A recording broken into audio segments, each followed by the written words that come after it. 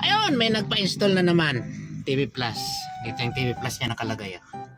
Dito ko na nilagay para nakatago. Tapos yan, connected na siya. Ini-scan ko pa. Pero nagana na. Pero test na rin namin. Ayan, yung tropa kong pakabit ng TV Plus. Dalawa na kinabit ko sa kanya.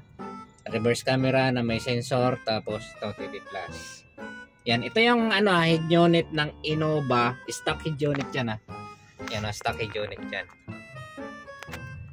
Innova 2023 model. Yan. So, kung meron kayong Innova 2023 model, gusto nyo palagay ng bypass ko lang yan. Saglit lang yan.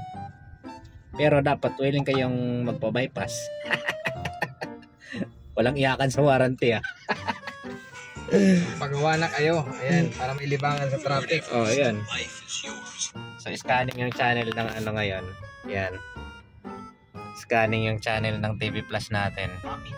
So, tapos ko na ikabit. Ayan nagkalat pa nga yung mga gamit sa baba Ayan yung mga gamit-gamit na kalat. Tapos ko na ilagay. So, hindi ko na binidyo kung paano ko ito nilagay kasi ang pagkakalagay nito very special to, malupitan. Try natin. Ay, ito pala. May password pa pala ito bago ma-remote. Kailangan ng password. Pindutin muna to. Yan, magbubukas saka ka magre-remote. Okay. Yan. Ayun, gumana. All HD TV. Yan. Ito yung gusto niyang TV kasi.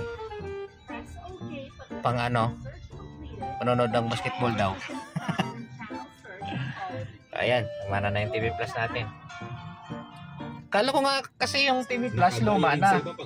Kala ko hindi nagagana to. Yan pala gumagana pa rin pala. Isa pa man. Yan, basketball dyan. Yan, ito yung gusto niyang panoorin. Basketball. Ayan. Narinig nyo naman. Ang TV Plus. Okay na. So, ayan, ingat-ingat. God bless, ride safe at drive safe. Magkakape na kami.